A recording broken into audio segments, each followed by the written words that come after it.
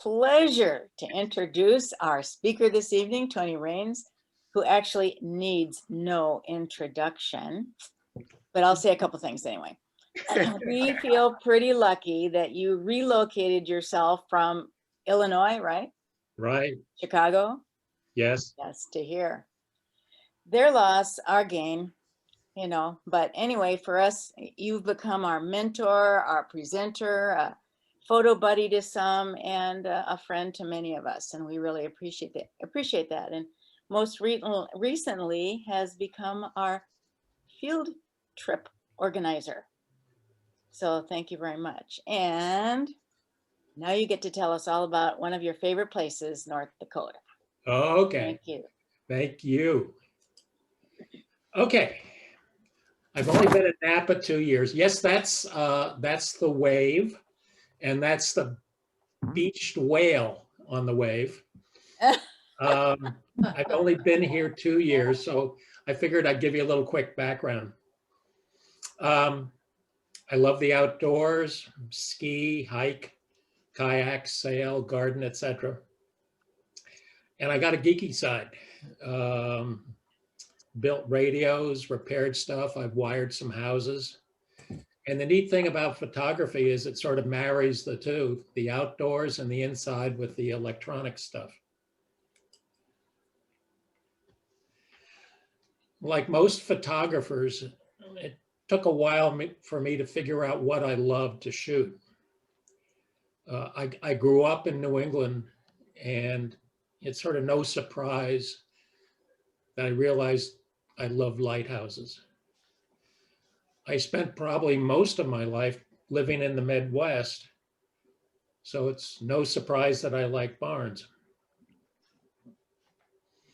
As time went on, I revisited these infatuations, and I realized that they were more of a reminder of a time that had passed, sort of when America was simple and pure, and I could see them disappearing before my eyes. I was respectful of this, and I came to realize that some of the things that I love most are rust, crust, and dust. They call my name. So on to North Dakota. A little sidebar of what I'm all about. For those of you that didn't pass elementary school geography, it's the top one in the middle. I'd ask for a show of hands of how many people have been there, but I don't think it's really necessary. I have. Okay. North Dakota was not on the summer family trip list for me. I grew up in the East and lived most of my life in the Chicago area. So the great trip west was Wall Drug, the Badlands, Mount Rushmore, Devil's Tower, Yellowstone, the Tetons, maybe Bryce, and possibly the Grand Canyon and home. No North Dakota.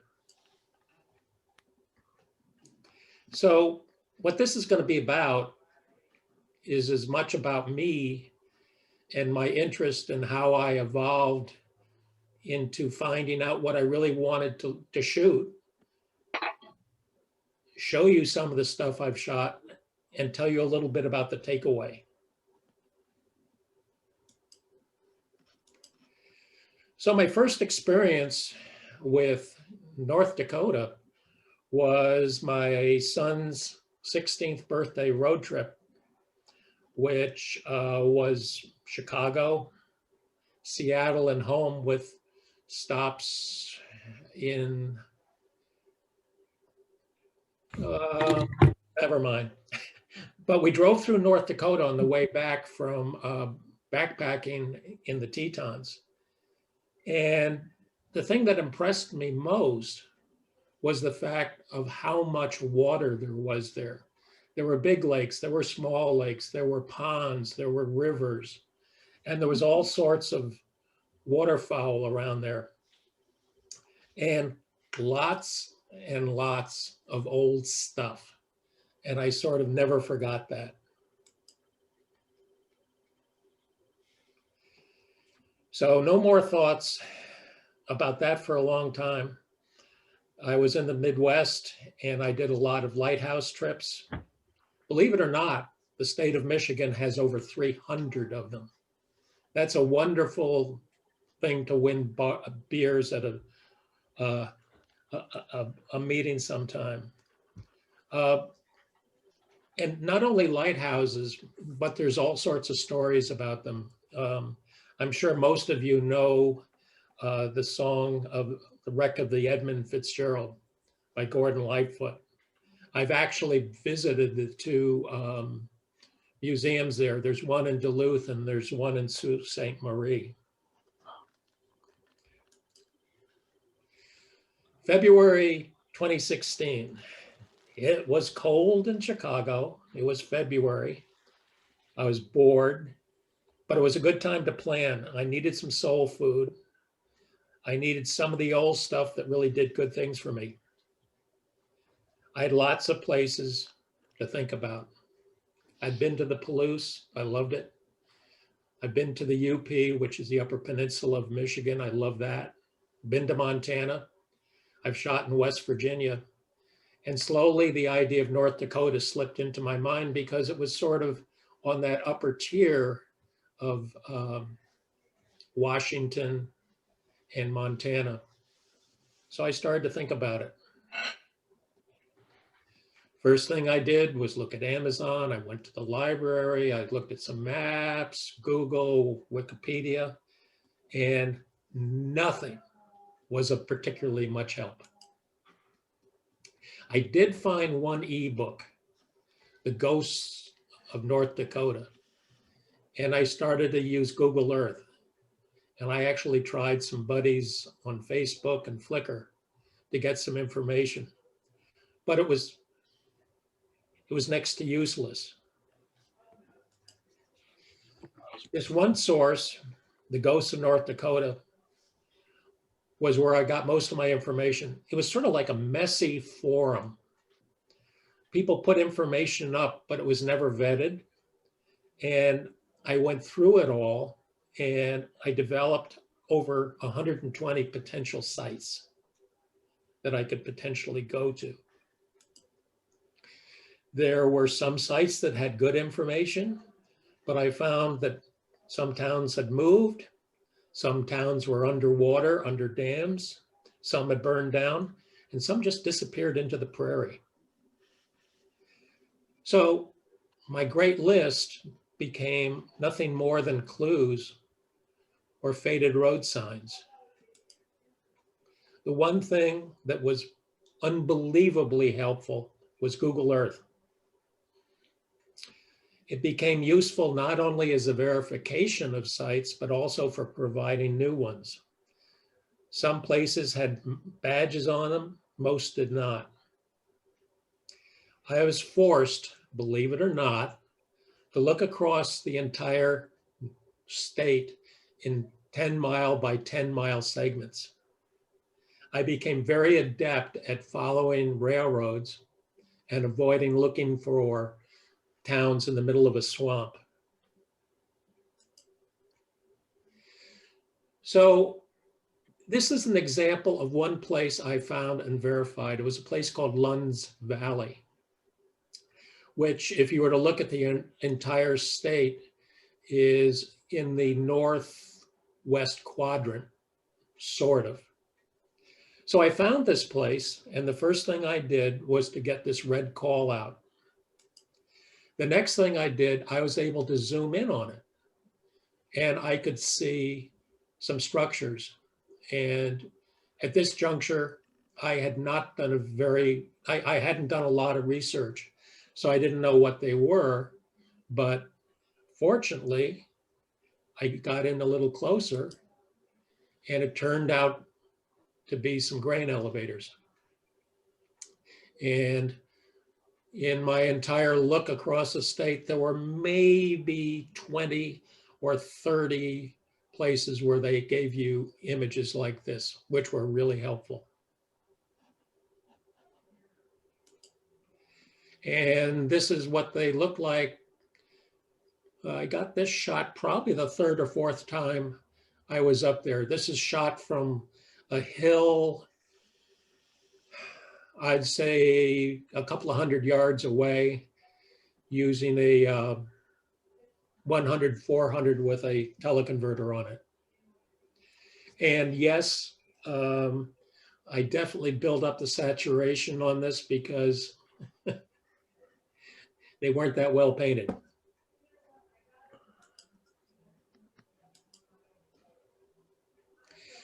Here's another example I found. If you look behind me right now, you can see a church. It's called the Lightfoot Church. And I searched for the town of Lignite and I found it. It's right off a major highway.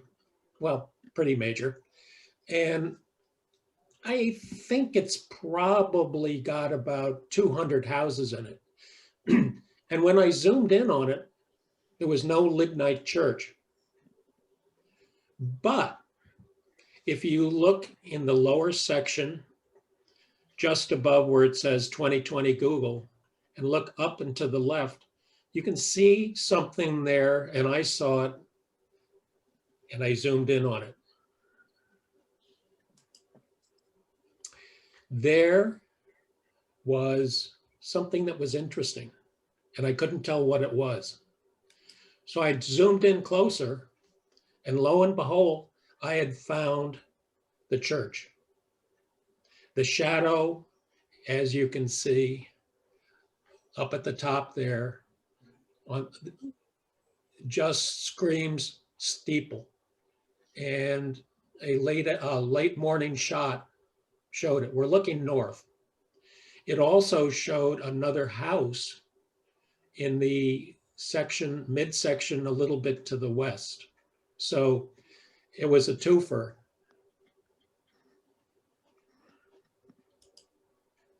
And this is what the church looked like. It had been moved there in the 80s, and it was one of the places that everyone loved to shoot. It had an S-curve road coming up to it. The skies were wonderful. Sometimes there were horses there, sometimes there weren't. And it was very easy to take out the buildings on the right and just put it by itself. The logistics of getting there were sort of interesting. We had to figure out stuff to shoot on the way up because we were staying in Minot. So this place is about 7 miles from the Canadian border, and it's about 100 miles from the hotel we are staying at in Minot. The other interesting thing about this church is if you walk along the fence laterally to it, the windows down below, as well as the front door, come in and out of view, as do the supports to the steeple. And it became a real interesting thing to shoot. Google Earth is really amazing. I go to Google Earth before I go anywhere. This is Google Earth of Bodie. If you haven't done it, visit this place before Google Earth, before you go anywhere. Each one of those blue badges is someone's picture of the place. And it becomes an absolutely wonderful way for you to orient yourself with what's going on.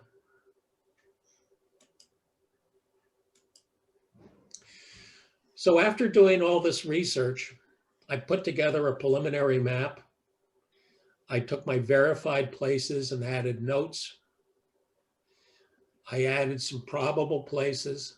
I had all sorts of potential, and I was hooked. I put all together this work, and it was a little bit like playing Clue. And I really had something that I thought was going to float my boat. I had 80 places initially. I had roads that I thought would take me to where I wanted. And I had buildings that I hoped would be accessible and uncluttered. Here's what the first treasure map looked like. If you see, I came into the state from the lower southeast. I went all the way up to Pembina, which is right on the Canadian border, and crisscrossed my way across and ended up actually down at Teddy Roosevelt for half a day to boot. And we did this all in 7 days. And we only got one potential ticket, which we were able to talk our way out of. For those of you that have done the trip where a policeman pulls you over, you roll down your window and you hear, "What are you boys doing here?" And it was one of those wonderful things where we said, "Sir, we're up here to see your wonderful state." And he started to tell us about other places we had to go. And it was one of those serendipitous things that really worked out. So we came back, we had churches, we had grain elevators, we had farmsteads, we had barns, we had schools, we had machinery. And a light flashed. Everything I wanted was here. It was all in one place. It was like a candy store, and I couldn't wait to get back. So I got home and I called up Keith. Keith French has been my partner for probably 6 or 8 years, and we've done workshops out of Chicago, both on our own and as leaders of groups for a company called Out of Chicago. He saw my pictures, he understood my passion, and we decided we were going to put on a workshop. And we sort of felt that we had a good thing going.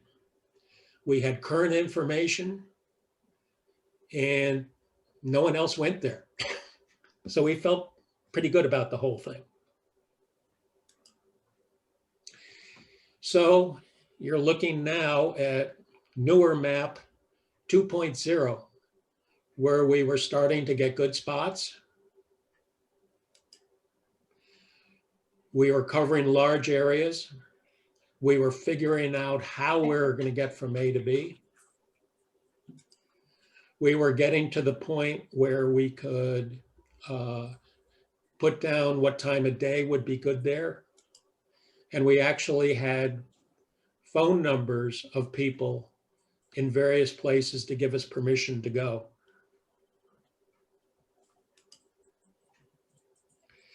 So we started to think about pulling this together. We put together the first workshop. We had 7 people on it. And I think the most important thing coming out of it was the variability. You can see from horizon to horizon up there. The skies are absolutely amazing.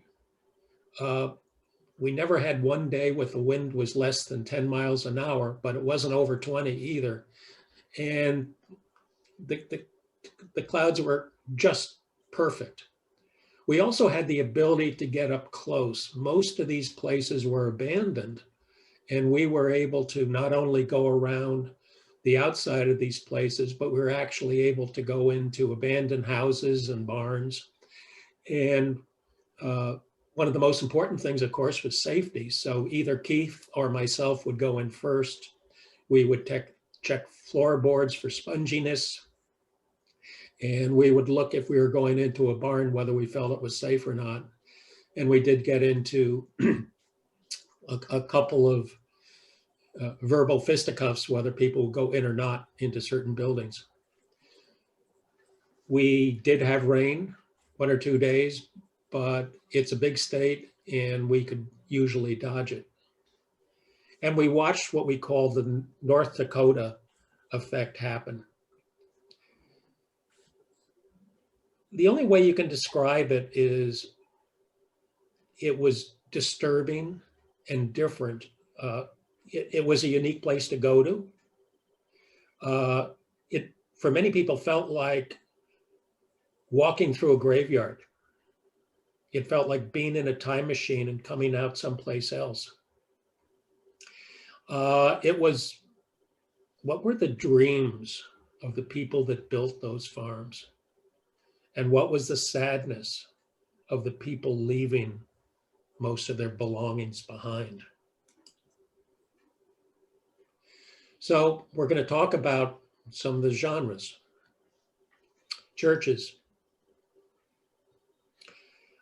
In terms of history, the majority of the immigrants came in the late 1800s. They came from Norway, Iceland, Sweden, Germany, the UK. They were mainly farmers. Interestingly enough, although there aren't many visitors to North Dakota, there's more churches per capita than any other state. Mainly Protestant, about 40% Lutheran or Methodist. And the congregations are dispersed all over, and they tend to be filled with aging parishioners that are not going to be able to have new people coming into the churches. This is the church at Reynes. Actually, it's the first church I saw when we did our original workshop. The interesting thing about this is this was a town, and there is one church, 5 buildings, and 2 grain elevators. As you can see, you don't see many fences, and you see these big skies. So people would do everything from going up close and using a fisheye to putting really long glass on and stepping back and putting this church in whatever background they wanted. The interesting thing about this church is it won't be there in probably another 2 or 3 years. The whole right-hand side of the church, as you look at it, has no foundation on it. And the front of the structure, where the steeple and the entryway is pulling away from the rest of the church. So we're not going to see this relatively soon. Here's another church which is really best at sunrise.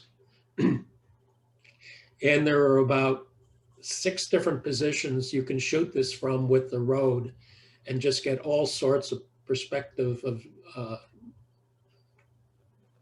the place. And the inside really doesn't have much to offer. But if you were standing where I was standing and taking this picture, if you turned 180 degrees, there was this marvelous big white grain elevator that was next to railroad tracks that just go over the horizon. Speaking of sunrises, this is the Norwegian Church. It's still in use. I did enter this in competition. I did pretty well. Getting to it for sunrise is a pretty interesting story. It's about a 55-minute drive, of which maybe 15 minutes are on a paved highway. And the rest of it is on a 2-lane dirt road that crisscrosses across a river, 2 swamps, and it's a lot of low ground, and it tends to have fog in it almost every time. So this church is up on a high ridge, and sometimes when we're really lucky, you can see the steeple being lit up by the beginning of the dawn.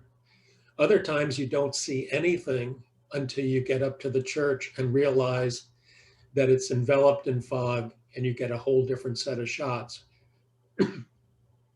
The upside of this is directly to your right is a very large graveyard with those spear type fences around the edge. You can go in, and a lot of people had fun shooting gravestones. This is the same church from the other side. It's amazing how different this perspective looks. And I was never able to clean it up and get it looking exactly right, but it shows you just how high this was above the rest of the low country. Here we are back at Lignite Church. Here are the horses. Here's your S-curve. And Lignite, the town that it's named after, or was originally settled, is named after a coal, lignite coal, which was pulled out of the ground around this area.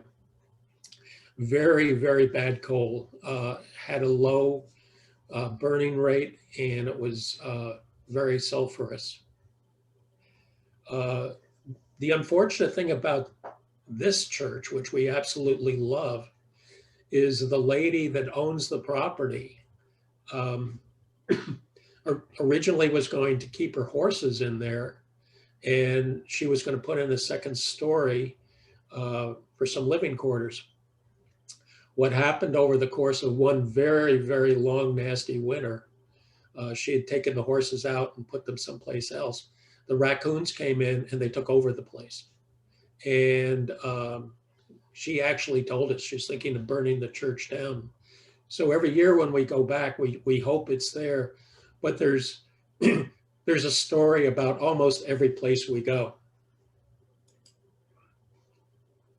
So here it's clean. And this is just a perfect example of these wonderful, wonderful skies you get.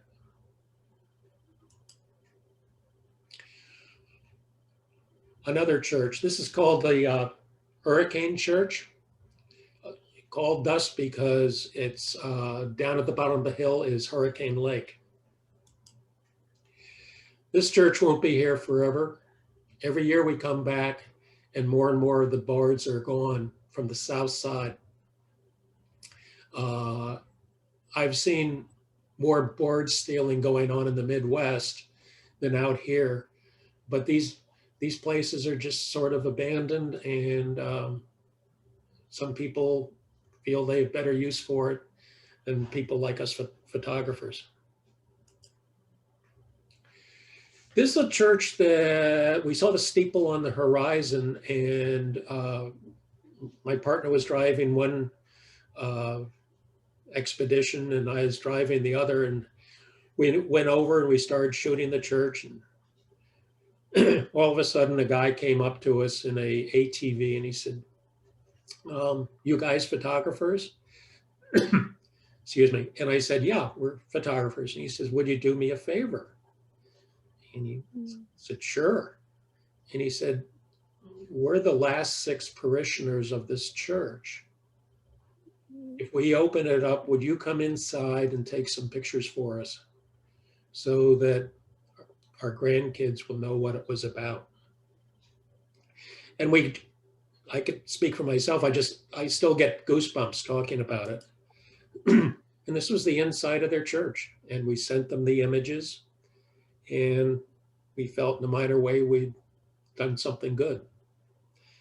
So the last church falls into a slightly different category, but everyone had fun shooting this.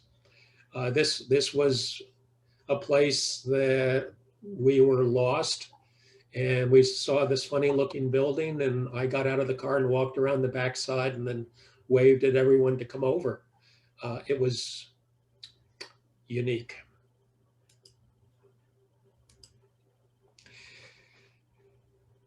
Okay, North Dakota and agriculture. towns are really sparse in this state. There are only two big cities, Fargo and Bismarck. After that, Minot's the next largest. And a little quick aside, James J. Hill, who built the Northern Railroad, was solicitous of his workers. And when he built some new towns, he built them with European names. So when you go to North Dakota, there is a Leeds, there's a Moscow, there's a Glasgow. In terms of agriculture, 90% of the land in North Dakota is devoted to farmland or ranch. It's the major producer of cereal and oil. And speaking of oil, Williston is a town in the northwest corner, and it's over what's called the Bakken area, and they get shale oil out of there. North Dakota's been losing population since the Depression. More left in the early 40s, and mechanization, particularly in how to get crops in, has cut down on the need for people significantly. And for those of you that have been to the Palouse, until they came in with reapers that had hydraulics and allowed you to use more than one cutter bars on sharp slopes, there's been a lot more land that's put under cultivation. In the Palouse, I think they upped the land that could be used by something like 30%. The other thing that hurt towns was the fact that trucks replaced railroads. So there were fewer and fewer places that needed to be reached by railroads, and the trucks would move the grain to typically rivers, or it could be either processed or moved overseas. And there's no tourism. This is one of my favorite barns, a swayback, not unusual to see. The barns out here are very different from the ones that you're usually exposed to in the Midwest. There are very few areas where you have dairy, and typically the Midwestern barns are all dairy barns.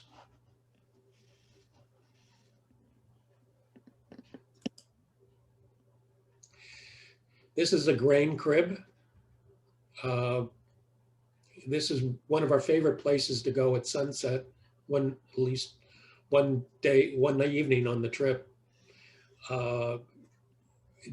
This was in the middle of a field. It was probably a quarter mile in every direction to get to a road.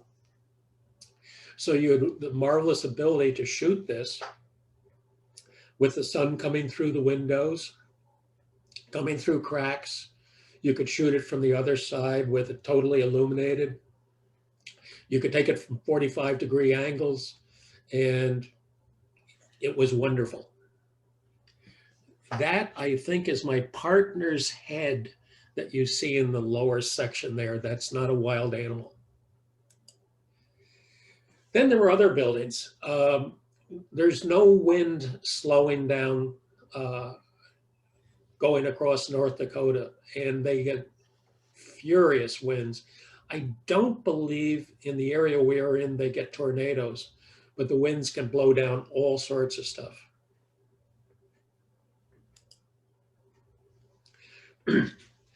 This is Keefe. Keefe is in the central part of the state. And you see the traditional railroad, and you see some elevators, and you see, and still in use, a snowplow. This will throw snow 20 to 30 feet away from the tracks. And I was told it was good to 10 feet of snow, maybe more. Keefe was a really unusual town. Probably 20 to 30 houses. And when we let everyone out of the car to go shoot,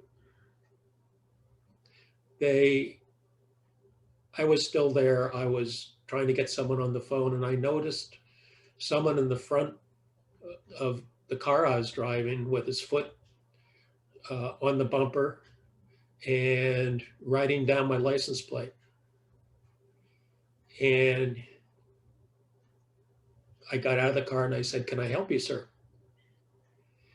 And he said, "Get the F out of here." I said, "Excuse me, have we done something wrong?" And after about 10 minutes and calming down, he said, "You know what drives me nuts? When you guys come in here and take pictures of us like we're people in a zoo. That's what pisses me off." And he walked away. And I was left with a feeling of disquiet. And I really didn't know how to process it, that someone could feel that way. But I filed it away, and I met some of the other people on the street in that little town. And basically, he was the town grump, but he also was vocalizing how some of them felt. The town of Kiev, by the way, is for Kiev.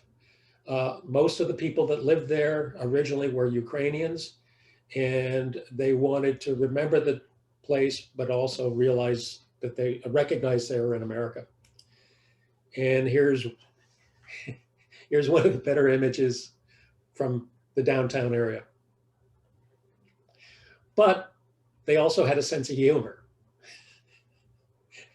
This everyone took pictures of. On a sadder note, we ran into abandoned houses where stuff was in the sink, appliances were tipped over, and there had been vandalism in most places, but not every place. And it was hard to handle. This place made me cry,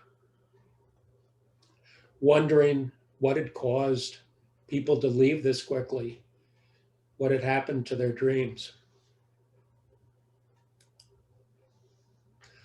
Or what tunes had been played in this piano and where had they gone? There were farmsteads that we went into. Many of them we couldn't get into completely because of debris. A quick funny story, we're not too far from Minot, and that's a river valley. And on the other side are hills. On the other side of those hills is the Minot Air Force Base. And the wind blows over that area so strongly, farm machinery has been tipped over. Speaking of the Air Force, the other disturbing thing is you will see 2-foot by 3-foot signs at the edge of the road that will say G3. And after I'd been there a while, I decided to figure out what G3 was. And that led you to a missile silo. To my knowledge, there are 60 to 70 missile silos in the state. Not all of them are armed, but when you stop and think about what they have in them, could have in them, it's a very sobering thought. Okay, I'm walking around to the back of this place, and I found a window that was maybe 7 inches high by a foot wide. And I couldn't see much inside, So what I did was to get a tripod set up, and I put my, I think I put my fisheye on. And here's the shot I got. Still a little bit distended, but this was the tack room. And you had discoveries like this along the way that were really fun. Here we are back at Lunds Valley. A guy came up to us and started talking to us. By the way, this still has all of the original, grinding machinery in it. So for the gearheads, this was a fun place to look through, and you could walk up the stairs and see it at all different levels. Anyway, this guy walked up to us. He probably was in his 70s or 80s, and he'd grown up here, and he had run on the railroad. He had stories to tell a bit about being stuck in the winter and having to eat hardtack for a couple of days. And we'd run into people like this that just would love to tell us stories. And at the end, he says, "Hey, before you go, I got something for you." And I think our group was about, with Keith and I, probably about another 7 people. And he brought out honey for all of us from his hives behind the house. And it was just emblematic of how nice people were to us up there. And again, this is a place where you got railroads going to every elevator, and these elevators and these railroads just go out of sight. Textures, you name it, it's there. Off a railroad car. This was out of a house, but it was out of more than one house, and an awful lot of signs. A lot of broken glass. And some of it was really old. It was, I think the term is puddled, where it was thicker and thinner in different places. Maybe if there's a biologist in the group, they can tell me what this is, but it was interesting textures, so I put it up. There were also these little inset shots.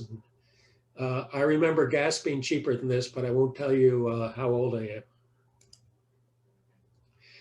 For car nuts, some of you guys probably know what the car is. I don't remember.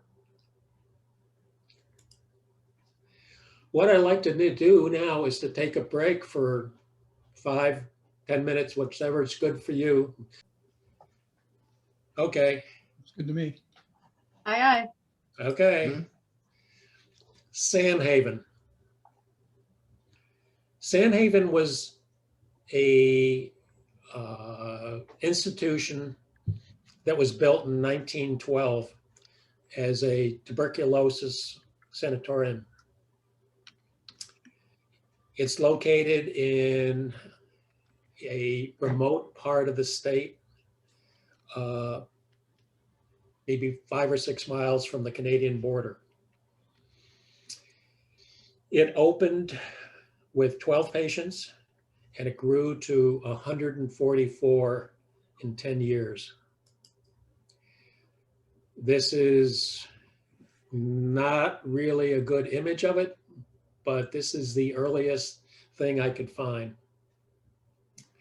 It was located on a large parcel of land, and they went to pains to develop it and to beautify it.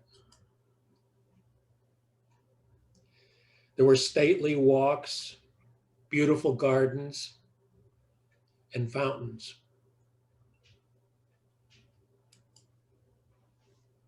Oh my gosh. The thinking at the time, and I'm sure you're familiar with it, was the restorative, the curative for TB was fresh air.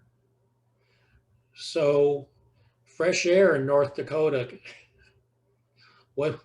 wasn't the nicest thing in the world in the winter when they kept the windows wide open and it was maybe 50, 60 degrees below zero. No matter what, the windows stayed open.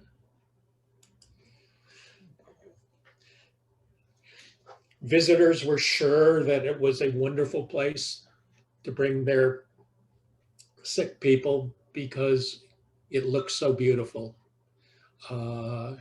This is the main building, and this is not all of the extensions to it, but it gives you an idea of size.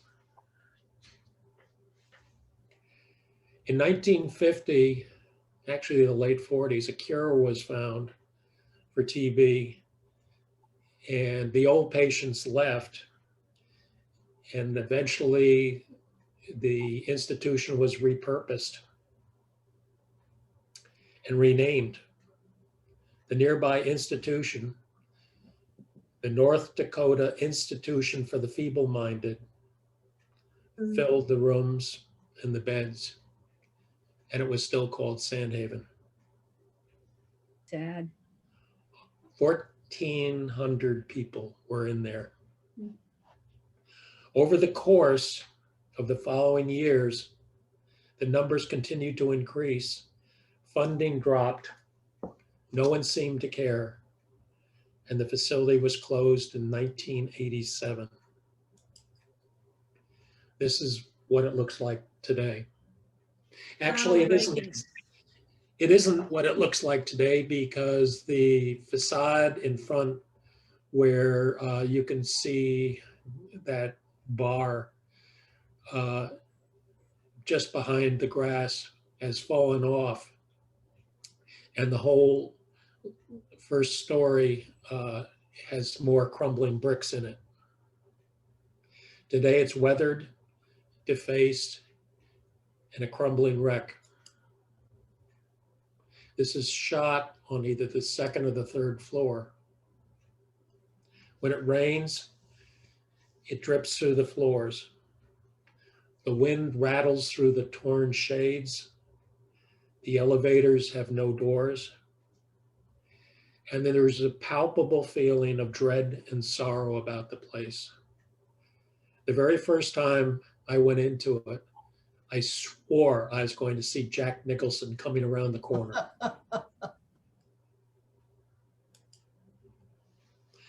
The tunnels were... The experience is part of the tour? Yeah. The tunnels were built between all the buildings and were reputed to act as a morgue in the winter when the ground was too hard to open up. Oh. It's easy to climb down there, but none of us did. Night trained raccoons. The basement of the power building looks like something out of Lovecraft or Poe. It was hard to describe. And there were two people in our group that saw, they said, movement at the other end of the building. And no one doubted them.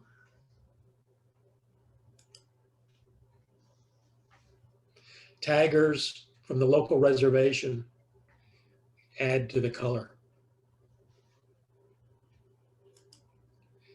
Some of the more literate ones used a little irony.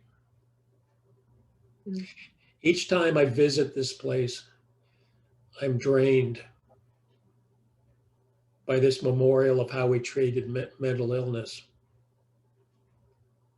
And for the longest time, they were locked up and warehoused away, out of sight, in a state with no people.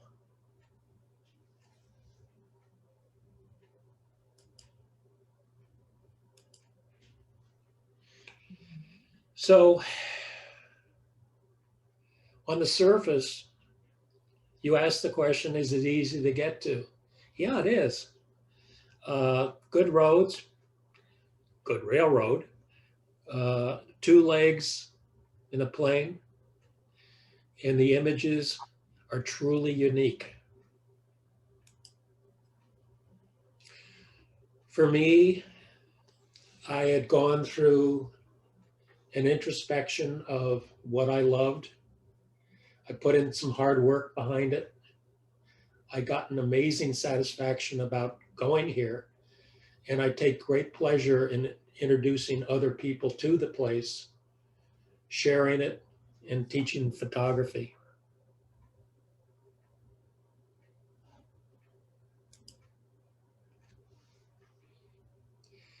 And then there's Sandhaven, and I have lingering ruminations. It's on a reservation. How do I feel about what's happened to the indigenous people? It started out to help TB patients, but it ended up in a far different place. And how do I feel about that? So I'll leave you with a thought. I found my special place. And for some of you, maybe you should try and find your North Dakota, where you can look into yourself, do some hard work, and get unique satisfaction. We do workshops, and this is a call from the sponsor. We do one to North Dakota, we do one to Colorado, we'll do one to Oregon. And I can't give you dates on them right now because COVID's still around. And if you're interested in any of these places, you can contact me. But the earliest they will occur is the end of third quarter and the beginning of fourth quarter. Done.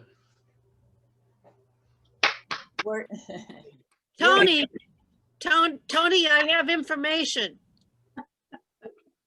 The 7 stops of the Empire Builder, you may recognize some of these towns besides Fargo, Grand Forks, Devil's Lake, Rugby, Minot, Stanley, and Williston. Been in all of them.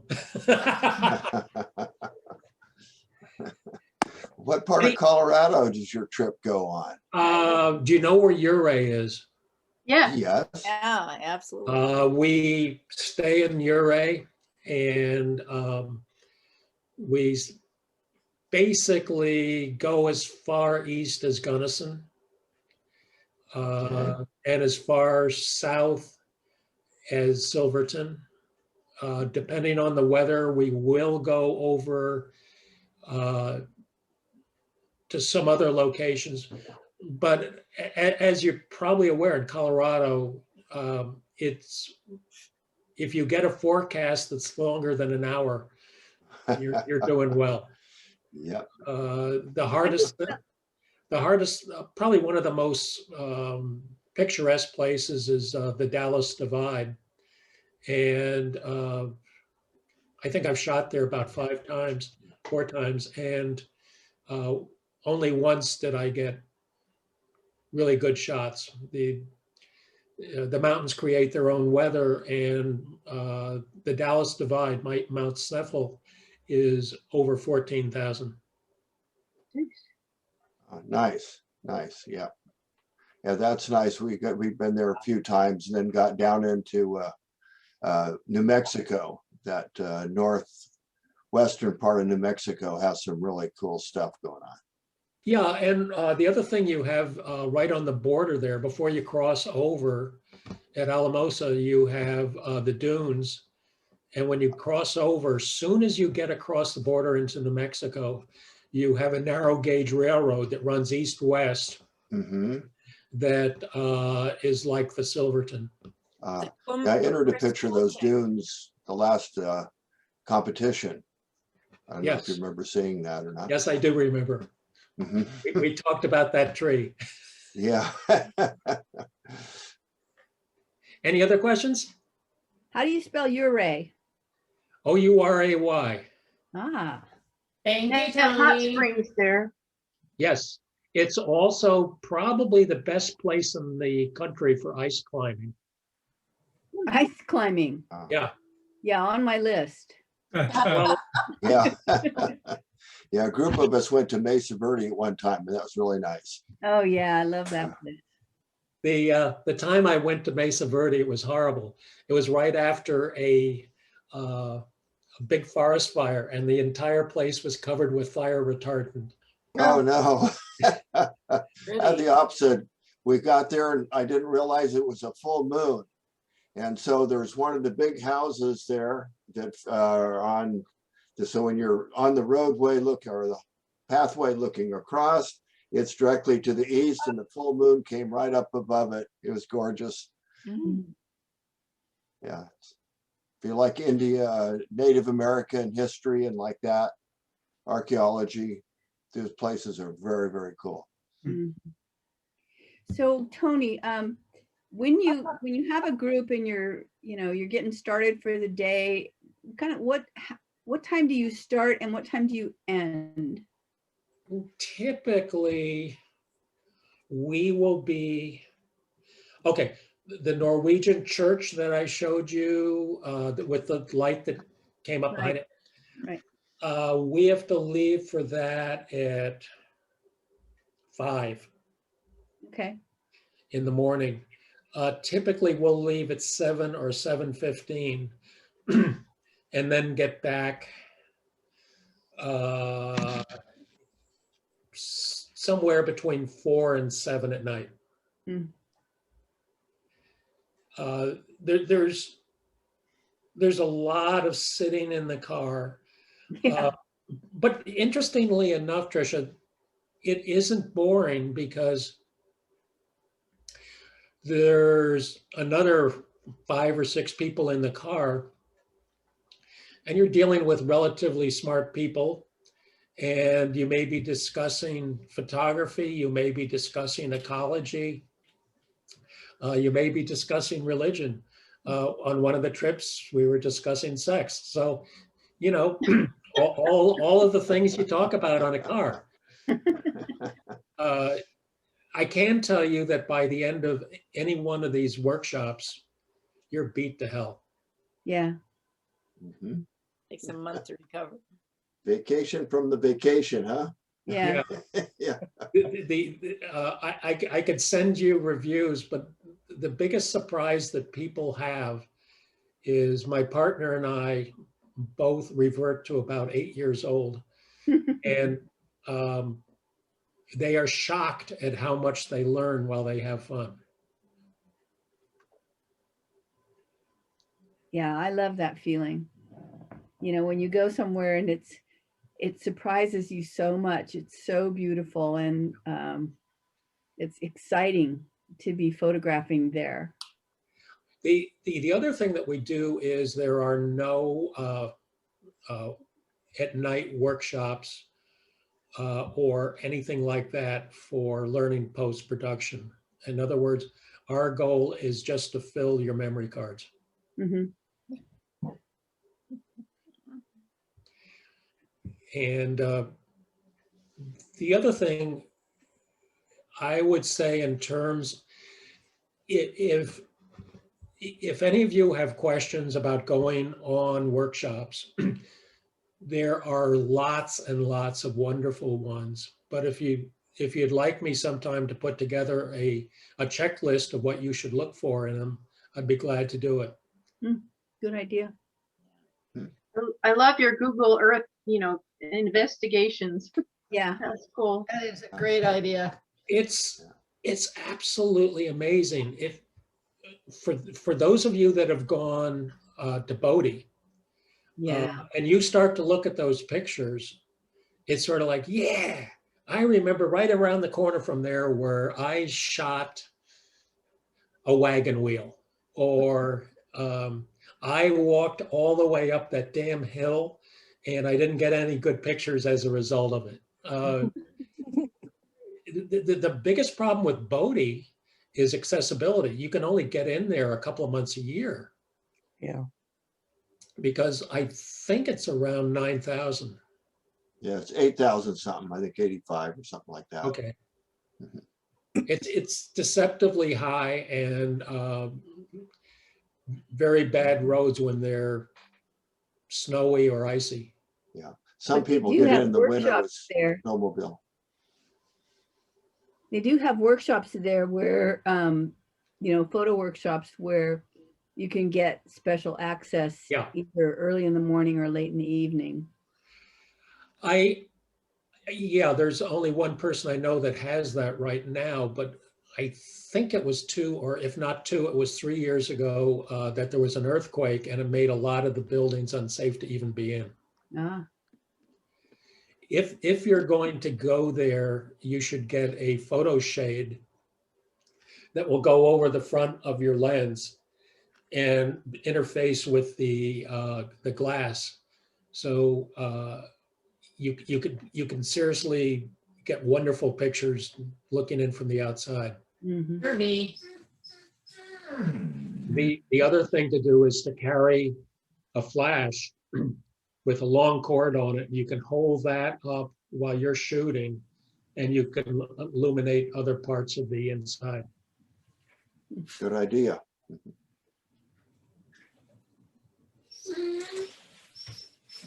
So maybe talk a little about Oregon. What do you do in Oregon? We've broken Oregon into 2 trips. The north half, which goes from Astoria down to Newport, and then from Newport down to basically Gold Beach. For the north part, you land in Portland, and then the first night is in Astoria. The next 2 nights are in Cannon Beach, and then the rest of the time is in Newport. What months do you go to Kirby. Oregon?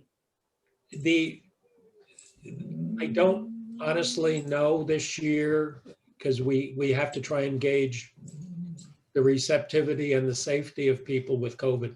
Right. Sure, but in the past, have you gone, in the summer or the fall? September. Uh-huh. The other, what we've tried to do, or this last time it was in the last couple of days of May and early June. Laura. Puppy's on a roll. I better put on mute. Yeah, he's not happy. So I can't give you a specific answer. The other thing we try and build it around is Curious. schools, when they're open, when they're closed. Yeah, And God knows what that's going to be in the next 2 years. Yeah. yeah. The only downside to Oregon is the weather. It's really iffy. The last time I was in Cannon Beach, one day it rolled in from the ocean, and the next day, believe it or not, it rolled in from the land. It rolled in from what? From what? The land side. Oh. Yeah. Well, that can happen anywhere. I mean, it's, Right. You just never know. Any other questions, Tricia? No. No, I just want to pack my bags and go after watching that. Yeah, I always wanted to get back to Kansas when I was real little. We spent summer there, grandma's house, but they had I can remember playing the old barns and stuff. And my son lives in West Virginia, and there's some cool things around the panhandle of West Virginia and there, that the old buildings. So you got me all fired up now. The hardest thing I found about West Virginia was I've pulled up to driveways that I thought would be wonderful crumbly houses to shoot. And then you start seeing smoke coming out of the chimney. Mhm. Oh my God. Yeah. Yeah, there's a lot of poor, just poverty. And we went to, there's a border of West Virginia and Kentucky, which would be Yeah. like in the Southwest. Right. And it was very poor.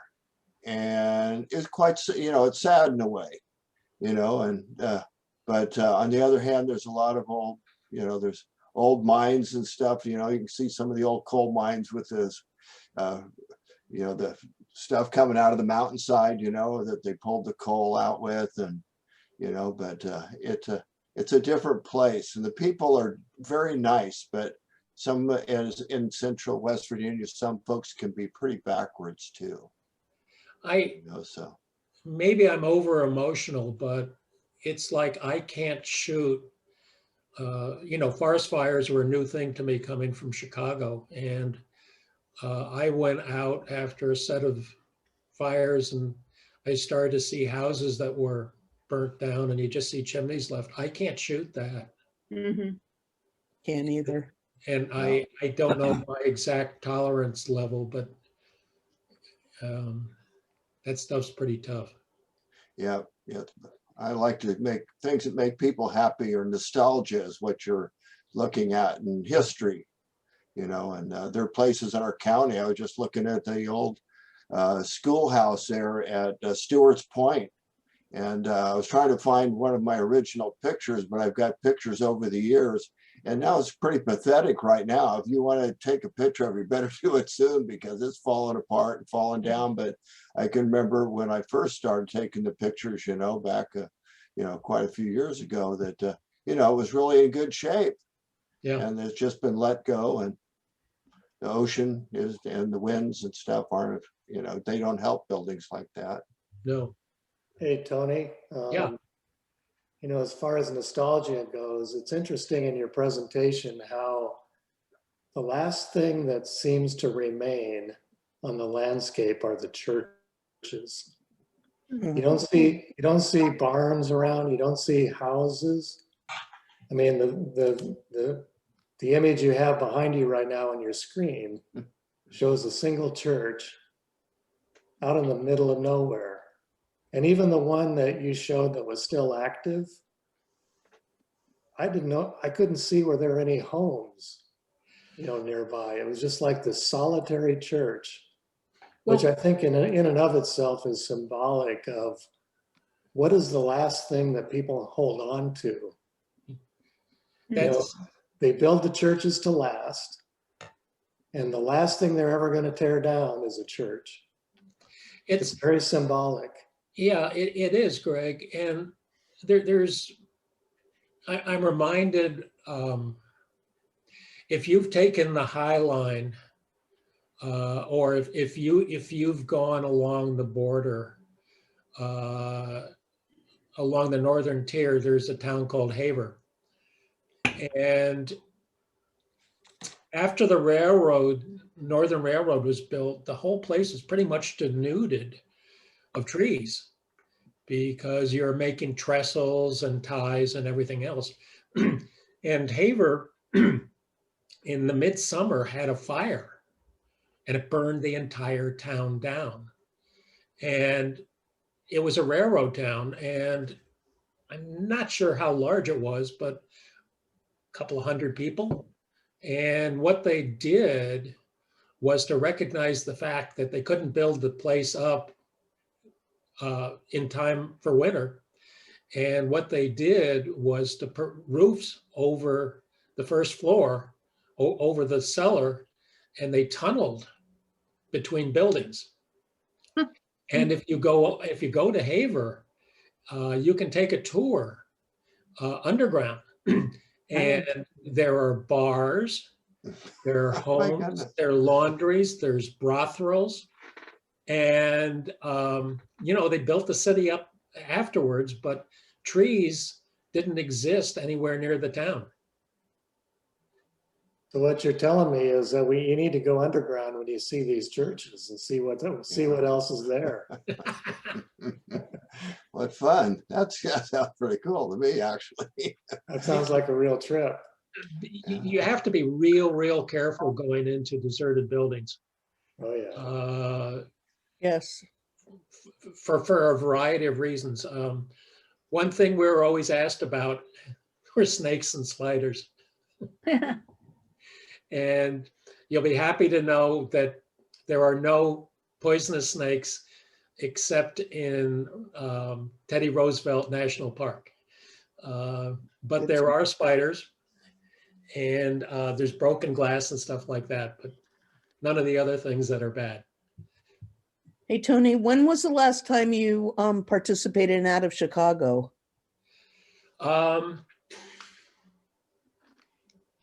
It was either 3 or 4 years ago.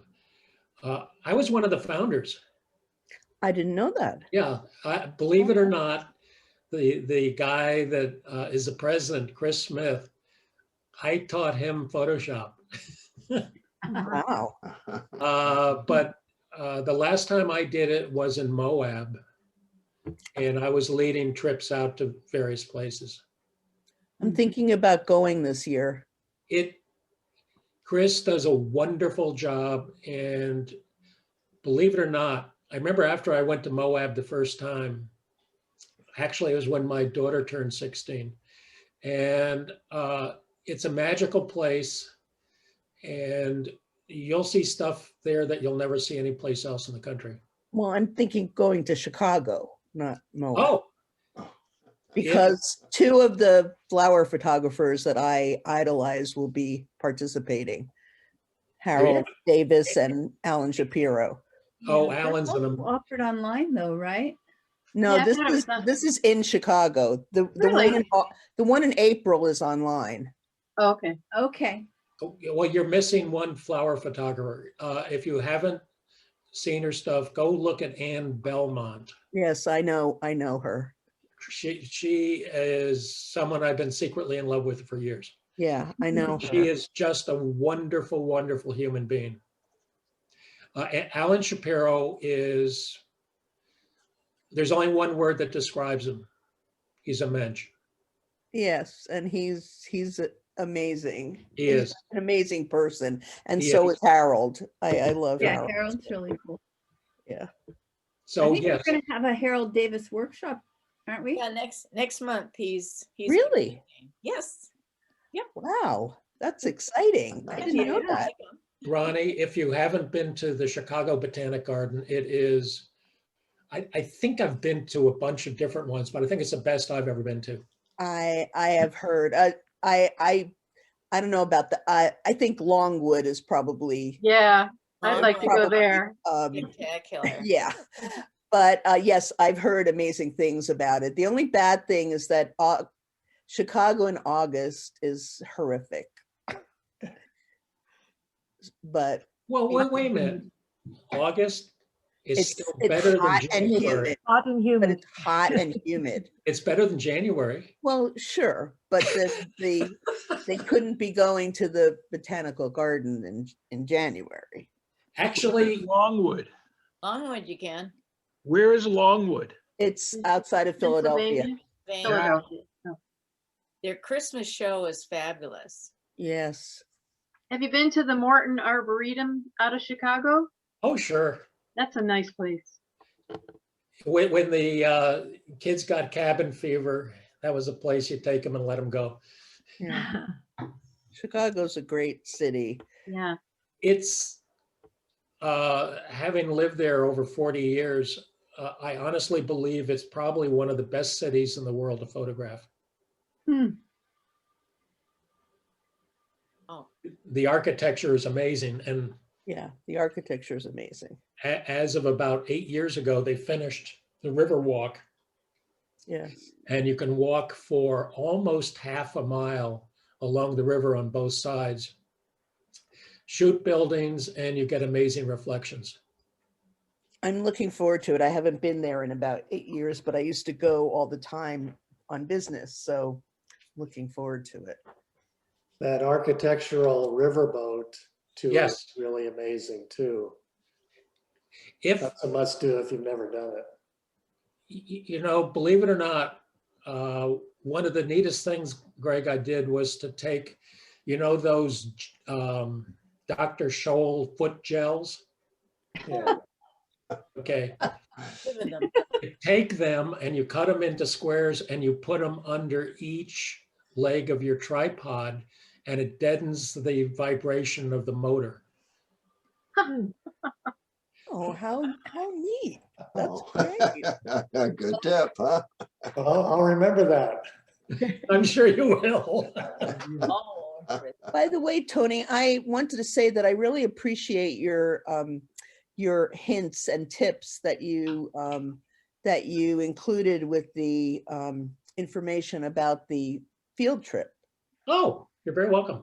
Yeah, that's great. Yes, I agree. Well done. Thank Well, you. I also have a terrific monitor in Tricia, mentor and monitor. Yeah, that was your idea though. That was a great idea. Tips and tricks, Well, Is that a recent email I missed? probably. a lot, and Steve knows this as much as anyone, but half of the emails I get from the club that are sent, SRPS, they're in spam. So just on a regular basis, at least once a week, you should check your spam. I check it when Trisha tells me because she's always blocked. Oh. Don't know why. Well, Sorry to if hear no that. one has other questions, I want to thank you very much for listening. It's been a lot of fun. Thank you very much. Great, thank you. Great. Thank you, Tony. Thanks for sharing your happy place. Yeah. Yeah. Thanks, All right. Tony. Great job. Thank Thanks, you. Tony. Very informative. Thank you. Yeah, be fun to go.